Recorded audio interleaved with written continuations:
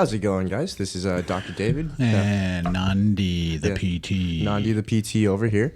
Doc T's a little sick right now. So, He inhaled a big old cloud of dust. it was Not good. It was a funny one. It was not good. So we're here covering for. And of course, I walked one. in. Hey, Oh, yeah, you did. can you give me a dissertation on shoulder pain with isometrics? He's like, really? Yeah. Do you want to tell that story here? Because it was kind of funny. I walked into the back end. God, yeah. Duh. I've been trying to get. I'm working on integrating isometrics into my workout for my son. His shoulder's bugging him, so. Doc T's the big isometric guy, and I walk in and I'm like, hey, I started integrating isometrics into my my bench press and my rows, and if I hold it like this and I'm right here in this position, he's like, and he's like chewing on a cough drop at the same time, and he's like, I don't know, I opened up a box and dust all over, and it takes 3 or 4 days, and I'm like, oh cool, can you tell me about isometrics? Am I doing it right? Am I feeling the right thing? He's like, dude, I can't talk to you right now, you need to leave me alone. The best part of this, he was with a new patient. Yeah. Oh, was that a new patient? That was a new patient. Geez. He was talking. Oh no, that's right, because she was leaving. She was leaving right when I got there, Yeah. and he was like, "I'm so sorry. I just got the dust is really." And she was like, "It's fine. It's fine. I get it." Yeah. So it was funny. So he's doing well. He is. But we advised him, was like, hey, you should probably just take the week off here in terms of just the podcast. And he was as much as he loves to talk. Yeah. He was like, dude, I can't talk right now. Yeah. I'm like, okay, I get you. Oh I'm yeah, sorry. you could sit My down, bad. talk with Doc T for hours. Yeah. If he says he doesn't want to talk, there's something going on. So I had to cover it for him yesterday, so that's really my week of catch up. It went from it's gonna be a chill 3-4 type of patient day, and then it became like an 8 to 9, which Like is a good. normal day. Yeah, like a normal day. Yeah, there we go. I was expecting like a half because it's Friday. Yes. I normally sometimes make my Fridays that way just so I have a longer weekend. Nice. But yeah, I had a full Which is day. why I only work till 3. Yeah, There we totally go. get it. The best part about this, right? It always happens this way when I have to go cover for either Doc T or if it's just he has to go travel with the team and I have to cover for that part. I always forget my lunch. Like it's packed, but as I was driving down here, I said, so I'm missing something, and then I looked over to my right and said, oh, lunch. So it was all straightforward throughout the day, and no lunch. I was looking for a snack here and there. I found a couple protein bars in the office. There you go. Had 'em. So if I took yours, I'm sorry. Nope. I'll pay it back. Not really. But, is what it is. Yeah. That was my day. Nice. My week was good. I would say my most interesting patient this week is a patient I've been treating now off and on for the last probably 2 years. Nice. She comes in for mostly lumbopelvic kind of hip flexor tightness, which is kind of radiated down her legs. To simplify some of that for some of you guys, because I understand, but just in case you don't understand, it is low back, hip related stuff. Low back pelvis. I know. Stuff. We have to Yes, calm ourselves down with those. Sorry Sometimes. about that. It's okay. I get a little That's why we're here. excited when just talking to colleagues. Anyway, Lumbopelvic dysfunction. So she's a big worker outer at the gym, loves to go to classes, and we've been working on. She was having some posterior knee pain on the right, and then some ankle pain developed.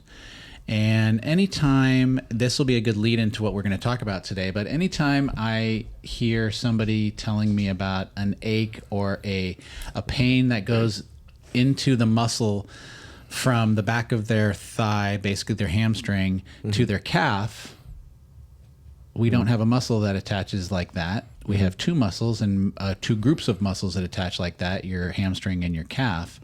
But anytime anybody says, oh yeah, I have a pain that goes from here to here, and they touch their hamstring and then goes down past their knee into their calf, I'll immediately think low back. Yeah. And with her, it's been a little precarious because we've had to stabilize her pelvis at the same time. Her sacrum, the tailbone that we sit on, has been a little bit off in the sense of unstable, and she's really tight hip flexors, so her psoas. And so we've released her psoas, worked on that, and finally we've gotten that under control, and now it's just almost the lumbar spine joints that are just need to be mobilized and loosened up so that there's less. I feel like there's some tethering going on when she moves. Interesting. Yeah. And that's kind of causing, because now her knee pain is totally gone. She was getting knee pain with knee extension when she would stand up out of a squat, and that's totally gone. So it's getting there. Yeah. Good. Yeah. I like how you kind of tied that in. Makes my job. Did you like that? Makes my job a little bit easier. I'm just thinking about you, David. That's thank all. you. That's I appreciate all about it. you, man. I appreciate it. We're just living in David's world. Sometimes. It's David's world. For the most part, I'm existing, trying to learn from you guys, Trying to get by. Sometimes Coffee. a lot of coffee. Thanks, Black Rifle. Yeah. But to go back to what we were talking about here, Where we get that plug in there. yeah, I'm trying to get sponsors. Black Rifle. Yeah, Black Rifle. Let's go. We got the bourbon today. Oh yeah, it's so good. Anyways, back to what we were talking about here with the you were talking about like behind the leg pain. That's really low back related. Although we aren't necessarily talking about low back today, that's a very common thing, especially when you talk about upper extremity pains or whether arm, shoulder, and we keep treating that. However, it never goes away. Is the problem a shoulder problem or is it a neck problem? Right. Or an elbow an elbow pain. Is that really an elbow pain, or is it shoulder? A shoulder problem, or is it a neck problem? And that's more common than most people think. When we talk about shoulder issues, where are your first couple clues to look at? As in, like, are you evaluating motion first? Are you evaluating their workouts first? What do you like to look at first when we talk about the shoulder? Well, or neck a lot things? of it, I think, tips me off is just what they say to me in their subjective or in my first meeting with the patient. What are they telling me where their pain is and how it got there? Oh, yeah, 80% of like all the stuff so can it's be like, from there. okay, yeah, my shoulder's been really bugging me, but it goes down the side of my arm like this, and when I do this, or when I wake up in the morning, or when I turn to look over my shoulder when I'm driving, and so a lot of it will be my initial reaction or my initial tip to whether it's actually shoulder related or if it's coming from the neck is kind of what they tell me. And then from there, it'll be confirming things like, well, is it coming from the joint or is it coming from the muscle or the tendon, like the rotator cuff? We do special tests, rotator cuff tests, or impingement tests, where we raise the arm overhead, or if I do think it is something that's coming from the neck, will I watch their neck range of motion? I'll look at their neck range of motion. I'll do some special test to test whether or not they're getting some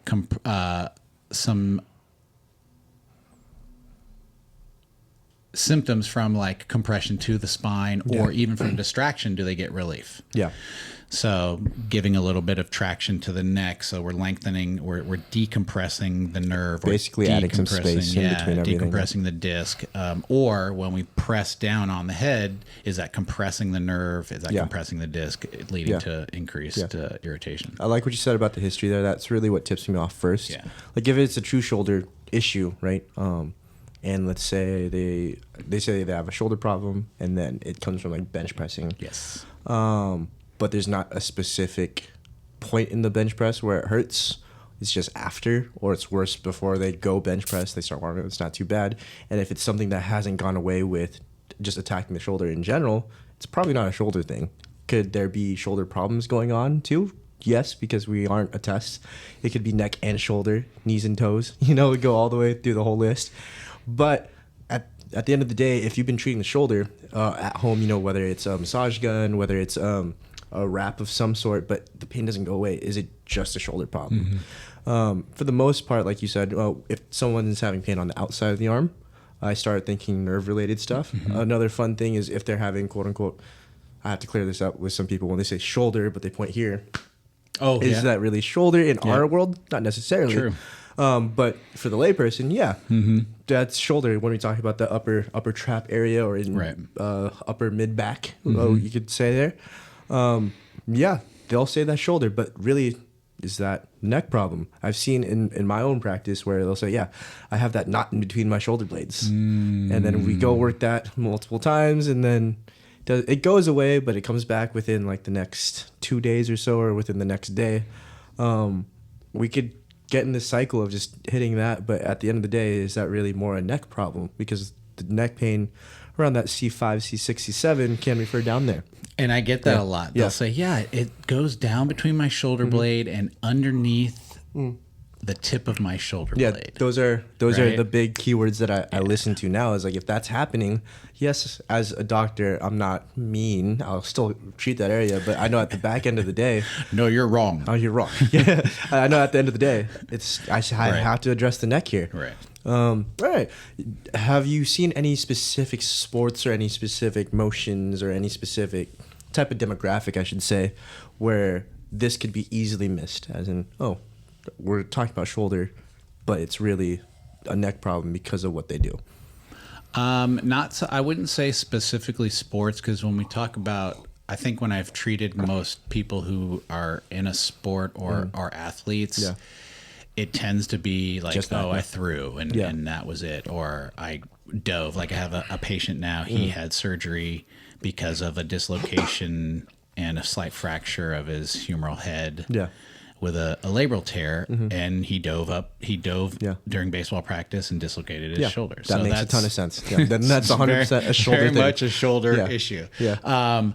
I actually see it a lot with professionals who sit. Yeah. I do too. And I think, as you can attest to the amount of documentation we have to do, we are finding ourselves sitting probably more than we would like. And then I would say, as it did happen to me with certain exercises, if we're doing some of our traditional shoulder stabilizing exercises for our mid and lower trap scapular movers, T's and Y's. I was doing some Y's with 1-pounders and totally aggravated my nerve and had nerve pain down my arm for the next 2 months. Now, here's a fun question, because when someone hears that, I usually hear like, do we avoid this exercise? Is a Y or a T a bad exercise to do then? Not at all. Exactly. Because everyone wants to say like, like even deadlifts, even like a row of some sort, this is bad for me. I saw someone say it this way, because we're big proponents of motion is lotion, or motion is motion is medicine. If motion is medicine, wrong dosage can be poison. So kind of the same aspect here is like, if you are not prepared, although yes, it was one pound, so it feels very humiliating to say that. If you aren't prepared for the motion, it's just not the right thing for you. Yeah, absolutely. Yep. So you had nerve-related pain. Do you mind like talking about that a little bit? Not at all. Yeah. So what type of nerve-related pain? It was really interesting. It was like a faint tingling or a faint like wisp of ache. Ooh, the visuals here. Right? Wisp of ache. It was, because it was like an ache that kind of lie underneath, just barely underneath the surface of my arm, would go down my arm every once in a while. Did you feel it in any fingers there? Or no? I don't think I did. Okay. But I also felt like a lot of stiffness and tightness in my upper trap, in my right shoulder. But I also have, I separated my right shoulder. No, that makes sense. 30 years ago in a car accident. And so there's always been a little bit more instability, mobility I've had better mobility because of that, but also some instability because of it. More than likely. You probably did a bunch of stuff to it without realizing it. So it took a while. It took about 2 months to have it. I had it treated probably a handful of times, maybe 6-7 times, and finally just kind of got it to mobilize and it worked itself out. But yeah, it was very it initially made it seem like it was a shoulder pain, but it wasn't for sure. That makes sense. That makes a lot of sense. I know in my own just discovery of shoulder pain and neck pain, I don't even know how to phrase it all the way, but sometimes it's not even directly related to the neck as to when it starts to hurt the neck. It'll be we'll bench press a little bit too heavier that day, and then I just get into a really weird position, and I'll feel some fun feelings in the hands here. Usually just one side, because history of me just doing dumb stuff rather than bilateral. We're really good at that. Oh yeah, this is why we're doctors. Yeah, exactly. Side tangent, right? I've always said there's a difference between science and messing around, and that's simply just writing it down. Yeah. Once you've written it down, it's science, so you know what to do right afterwards. That's basically what we do. So we've done documentation. Yeah, we've done all the dumb stuff here. Yeah. And sometimes like this discogenic pain could be idiopathic. Sometimes it just pops up. Yeah. Sometimes when we talk about, or I should say when we talk about, or when our patients talk about having a slipped disc. I love that. Yeah, I love that term because I've gone through so much school. I have no idea what a slipped disc is. It is a concerning thought to most patients. For the person that is talking about a slipped disc in their neck, how would you go about educating them about is it a problem or not, or how would you educate them about self-care at home, or whether they come to us? I would say a lot of it goes back for me to posture. And I always try to kind of give them the idea that it's not a death sentence. It's not a, you know, they don't have to live with it, which I think a lot of the older population feels that way. But ultimately, I will always go back to, I don't really want you to start to work on a specific type of exercise in the sense of like rows or shoulder blade squeezes or pec stretch. All of that stuff will integrate later, but really give them the idea of some sort of control that they have in regards to aligning their posture so that they can start to recognize when they slouch. Yeah. Because the slouching is just such the biggest, they say today now that the sitting is the new smoking. You've heard that statement, yeah. And so if we can get people educated on kind of where their posture can be the most advantageous for them, to give them a little bit more peace of mind that they're not totally lost in this pain that they've acquired and have really no idea why it happened, because like we said, it came on idiopathically, just kind of came on gradually over time. And so I'll talk to them about, okay, so what do you do for a living? Well, I'm an engineer. Yeah. We love engineers. And they sit at a desk at a computer for hours and hours and hours. And they always say to me, I'd say the most common comment that an engineer tells me is, I can sit there for 4 hours, look up, and it feels like it's been 10 minutes, because they do all kinds of stuff on the computer. And so I say, okay, so now the first thing you have to get into the habit of is understanding how to take a break. Yeah. Right. And 100%. When to do that. So we'll talk about that. But I feel like I first visit is always just, this is something that you have control over. Here is something that you can do to kind of impart that control, so that you don't have to worry about 5 different exercises to do right away. 100%. Just give them that control. Yeah, I like what you said about the disc problems here. They're not death sentences, right? I know when we hear a disc, it sounds very very big, as in this is a life change that has to happen. And when I say life change, they're thinking like years, months, and everything like that. Obviously, Doc T, I wish you were here to kind of speak about that. He blew out his low back disc. That's a different story. That one I could kind of understand. For the most part, when we have like these radicular symptoms, a radiculopathy, basically where the disc is now pushing on the nerve, and now we're having issues down the arm, or even if it's in the low back, issues down the leg. A lot of times you can have a disc problem, a discogenic bulge of some sort, and you have no symptoms. Yeah, they say that we could, if we MRI'd probably 75%, if we MRI'd the population, I would say about 75% of that population would have asymptomatic discogenic issues. Yeah, I wouldn't be surprised if I had. Oh yeah, no, I know I have. Yeah, mainly because like I know I deadlift heavy, I know I squat heavy. Exactly. I probably have something, right? Yeah. So is the problem really the disc at that point? Maybe not, right? It could be contributing. Yeah, 100%. Could it at that point actually be the disc in itself? Yeah, because of the actual damage done there. However, if you can have it without pain, you could find ways to move around it or move through everyday life that is still advantageous to you. So whenever you get these things, I usually tell my patients, it's not we have to lock down everything. We don't have to be Batman when we turn. We don't have to just turn our shoulders to move everything, right? We have to find what's. We're not going to hang from a rope to that might be cool. to traction our spine and then have somebody jam it in. Yeah, we don't have to do that, right?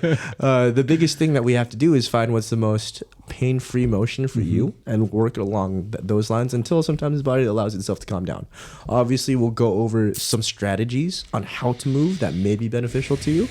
And then for us, this is why it can't be one visit, is because although technically bending your neck forward could bulge the disc backwards, it might actually feel better for you to do. So I have to know that between visits so I can make things for you. But yeah, we're mainly trying to find what works best for you and helping you continue to do so. Because sometimes after 4 to 6 weeks, they resolve. Yeah. I don't know why. Yeah. I wish I could tell you. Well, and the other thing I see too is like you were saying, is it purely the disc, or could it be that the joint is not moving properly, and that's causing some of that pulling on the nerve, so the nerve's not gliding the way it normally would glide. And we can see that a lot with, I bent down to pick up the basketball and got a searing hot poker stab in my back. That's my favorite description. Love that. Puts me to the ground every time. And we can get that in our neck as well. And when we feel that, then the muscles will spasm, so that which is our kind of, I would say, our protective mechanism. Thank you. And so then we have that limited range of motion, and now neck muscles aren't moving properly through their fullest range of motion, and now our joints don't move. And so when we have hypomobility in our joints, they are designed to take up stress a certain way, and when they don't, then all the muscles around them start to shut down. And our spinal stabilizers are the key to every movement in our spine, because they are the muscles that respond before we even move. And so if we can get that mobility back in those joints, it can allow those muscles to start to fire again, to give the stability that the joint needs. And then once we can get that motion, they can start moving and feeling normal again. And hopefully 100%. That can take away some of the discomfort. Yeah. I like how you said hypomobility could be a problem, which, if you guys don't know what hypomobility is, not enough mobility at certain joints. Hyper mobility can also be a problem. So it's that same thing that we were talking about earlier, is this the right dosage for you? Are you quote unquote a naturally flexible person? That could explain some of the stuff. I'm not saying flexibility is bad, but we're saying control within those things could be an issue. I have one friend, she's always considered herself quote unquote double jointed, right? I love that term. Which, I'm not going to say much. I'm just going to say, okay, I understand where you're coming from. But technically, it's not the right term. We don't have two joints in one. Yep. We don't. It just tends to move more. You have more freedom of your range in that specific joint. Yeah. You technically have the bigger capability of more mobility because you can access those ranges. Like, you've seen me try to do a hip stretch. I don't have much. We love that. Yeah, I don't have much, and I teach people all the time how to do it. Well, and that's what I'm dealing with my son. He is a very muscular 20-year-old. But his hypermobile joints. And so he struggles between the hypermobility of his joints and the hypomobility because the muscles are tight, because he's worked them out that way. Yeah. So that's the fun catch-22 on everything. Yeah, exactly. Yeah, exactly. So it's not a bad thing that your son has muscle around the joint. No. I think it is actually helping him get past certain things. But now, doesn't he play like college baseball? Yes. Yeah, he's in that level where now the inches, the small centimeters or millimeters of measurements of strength in general do kind of matter. Yeah. And that's where kind of I was in the beginning talking about the isometrics. I've been really integrating that into my workout, and was trying to talk to Doc T about it. Like, I feel so much like firmer around my joints. Later. And so I want, and I told my son, I was like, look, we'll discuss it when I feel like I understand what I'm doing. So I want to be able to tell, because he just wants me to say, Dad, what do I do? Yeah. He doesn't want me to. He doesn't. He doesn't want the explanation. He doesn't. Yeah. It's gonna stabilize your ligaments. Yeah. He doesn't want that. He's just like, tell me what to do. Tell me how many reps to do, and that's all I need to know right now. You know what's funny about that? I think about that. I think we as healthcare professionals, we get so caught up on the how. Yeah. That we want to tell patients, right? Yeah. And a lot of our great patients, a lot of our great patients that really do care. We'll want to know. Right? Yeah. Well, I mean, and that's part of part of our education, like you say. Like at first you give them the anatomy, and then you give them the understanding of why the anatomy works the way it does, and then you get the clinical stuff after. But yeah, we want to tell. We get excited. And I grew up with my best friend who's an electrical engineer. Oh, so he's learned. He says, "Do you want the engineer answer or do you want the simple answer?" Yeah. So a lot of times in these convos, we kind of have to take a step back and do you guys want to know about action potentials in the muscles, or should we just stick with the meat and potatoes? So if you catch us getting onto the fancy words, it's because we got excited. Yeah. But yeah, with the isometrics for him, I think it'll be fantastic. Yeah. I still think it might be worth checking his neck on some things, but I think most of it for him is a little bit of it is. Yeah. It is, and I check him every once in a while periodically with that because he does have some first rib issues because of his posture, and we talk about that a lot. And he's gotten better at that, and that is where that when I had my arm symptoms, my first rib was very, very stiff, very stiff, slightly elevated. And so I'll look at that as well. And for me, a lot of it when patients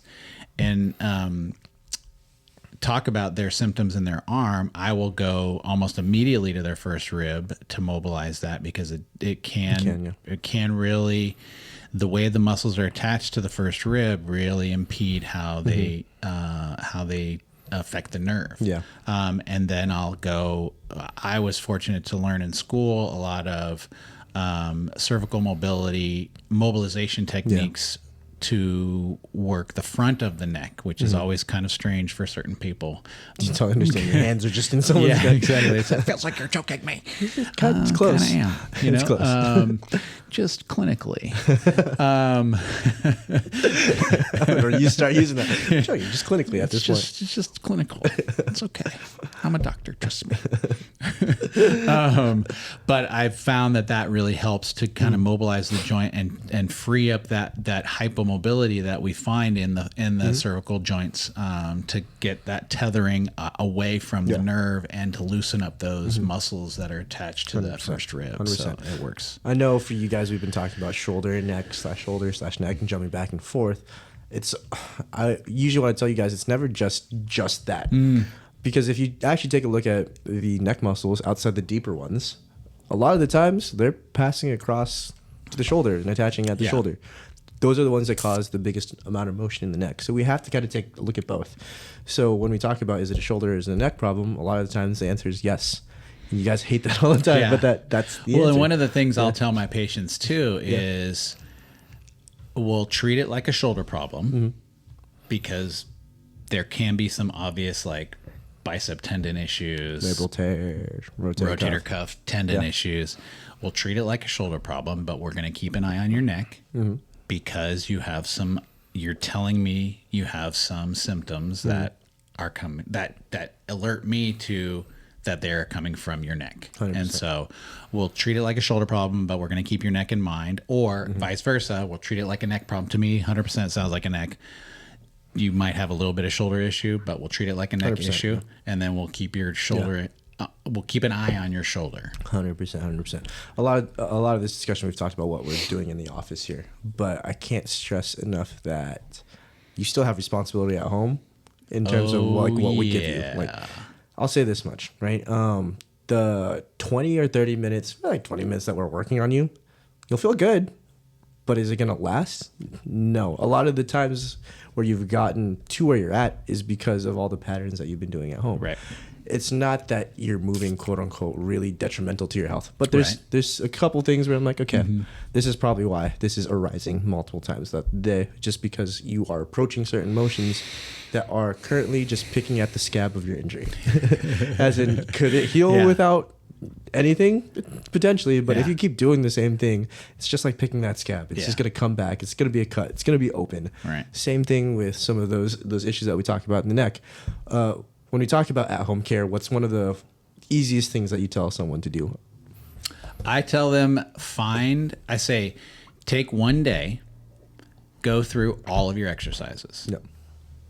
Understand how they feel, which ones are the easiest, which ones are the hardest, which ones feel the most effective, which ones do you feel like, that feels like that other one, not as good as the other one. Yeah. And then, and I always say, if you can set aside 30 to 45 minutes to do your exercises every day, great, do it. If you're going to do it. Mm-hmm. If not, fine, go take that one day, go through all your exercises, and then take the top 3-4 exercises that you like and break them up throughout the day. Do one in the morning. Do one as a break when you want to get up and go get coffee. Do one after lunch. Integrate it into your day, because when we start to integrate things into our day, they become, like David said, more of a habit. When we have habits, healthy habits like that, then it becomes something that our nervous system likes, as opposed to a chore. Yeah. 100%. We all know how much we love doing chores. I love it. No, I really don't. Take out the garbage, David. So I always encourage them, try to, again, depending on who they are and what their personality's like. And their goals overall. If they if they can do it all at once, do it all at once. Great. If they know that they're not going to, then integrate it throughout your day, so that it becomes a little bit more manageable and less of like, gotta do this. It's 4:30 and I don't have 45 minutes. I can't do it. I'm not going to do it. Yeah. A lot of times, I like how you talked about the breaking it up. I usually already know my patients because they're a lot like me, as in, I don't want to do this right now. So I said, I want you to think about these exercises as brushing your teeth.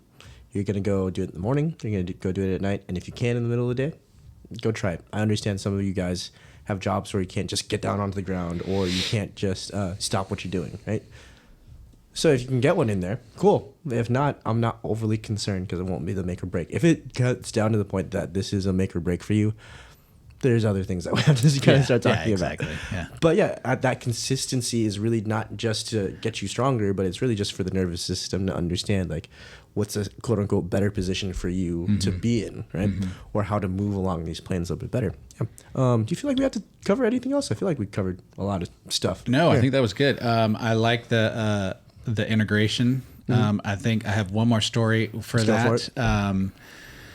It was a patient who did have shoulder pain. She was a rotator cuff issue, and it was probably, we were doing a progress note. So it had to have been like the 4th or 5th week maybe. And she was about 60% better. And I said, okay, well, do you have an orthopedist that you refer to? Did an orthopedist refer you here? She's like, no, why? And I said, well, you're at a point where you're doing better, but you could be better, and I don't know why you're not better. Yeah. I think you're doing your exercises at home. Yeah. And I just want you to go see the orthopedist to see if there's anything else. Maybe you have a tear or something like that. She's like, oh, well, to be honest with you, I haven't been doing my exercises at home. So when I hear that, I will say first, I'll give them the minute breakdown. Yeah. You're with me for 30 minutes or an hour or whatever. We do maybe 30 minutes. If I have a 30-minute patient, then you're with me for 30 minutes. We may do exercise 15 minutes of that. Yeah. You see me twice a week. That's 30 minutes a week. You're not going to get better at 30 minutes a week of exercise, no matter who you are. Yeah. I'm sorry. That is less than, I don't even know what the percentage is, but I always say that's less than 0.5% of your whole week. Oh, yeah. That's not going to happen. So she's like, oh, well, I haven't been doing my exercises. And I said, okay, well, let's do your exercises. Do your exercises at home. Yeah. So I gave her the minute breakdown. She was like, wow, that makes sense. Okay. So 3 weeks later, we kind of checked in again, and she was 90% better. Yeah. And I don't know if it was even 3 weeks later. But she went home and she did her exercises on her own routine. She did them consistently and got better. And it was like, she was very grateful. Yeah. And it just, to me, and I said, that's all you have to do. You just got to do your homework. I mean, 100%. and as we know, as we are therapists, practitioners, we're not the best at doing our homework, Oh, yeah. but you know, we do, and we What get do we it. do? Yeah, yeah. But that was to me a clear example of you just got to do what we ask you to do, and if you do it, and there's nothing underlying, Yeah. you're gonna get better. 100%. I like what you said about that. As in, like, yeah, if you're only really moving with us, like 30 minutes out of your week, that's under your clinical guidelines just for general exercise too. Like if we talk about having an hour a day or whatever it is to move around, you're severely under, right? So how are we expecting any change? And if you only see us, we'll extend it out because here we have our visits for like about an hour, 45 to an hour here. 2 hours in a week. If you come in twice a week, you have way more than 2 hours by yourself. Oh yeah. And I can't watch you for those many times, unless you want to pay me to do so. But it's got to be a lot in order to be doing that. We only get to see you 2 hours in a week if it's a quote unquote bad thing, right? Right. So your homework is just to really combat that. I know it's when we give you the exercise, it's just like, oh, okay, this doesn't make me feel good immediately, right? That I've heard that before. Yeah.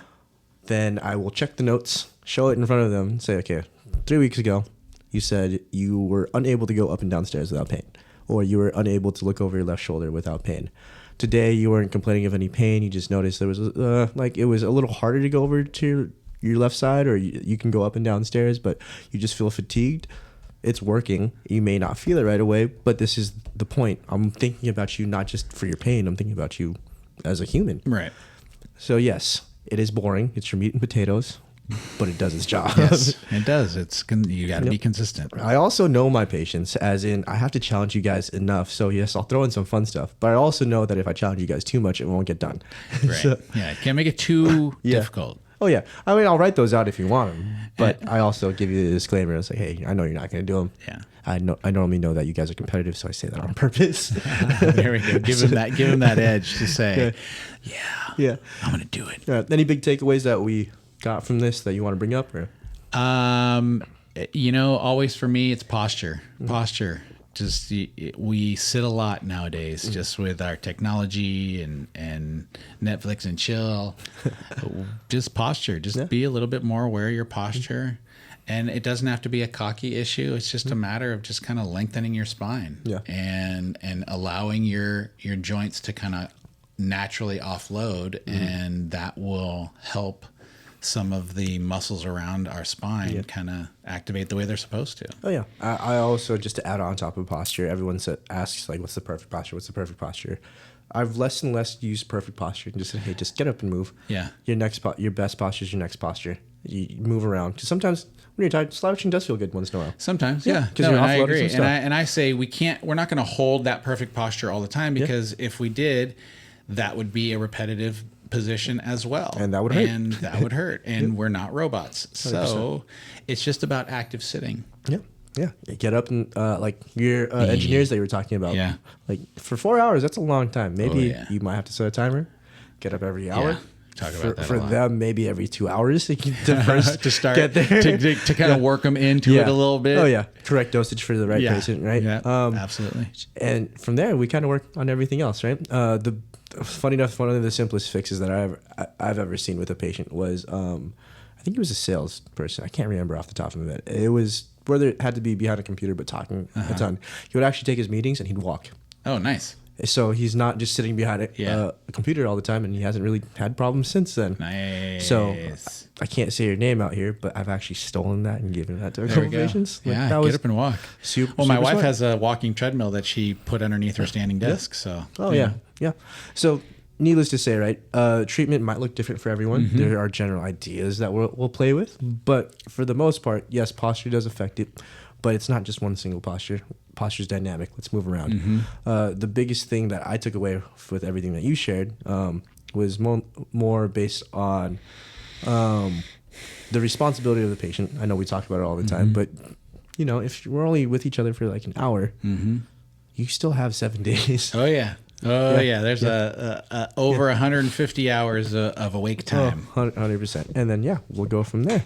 So just to put a bow on it and wrap it all up, the shoulder could be a shoulder problem, but really it also could be a neck problem, especially if we've been bashing at the shoulder and nothing has really been been changing. Nothing changes. If you want to know more about what we do, you could always just contact us through our website at ocshark.com. You could get a free discovery visit with me or Nandi. We'll assess how you're moving, and we'll really see if that neck pain is a neck problem or is it a shoulder problem, and we'll kind of go from there. So just to sign off here, this is Dr. David. This is Nandi. And we'll see you guys next time.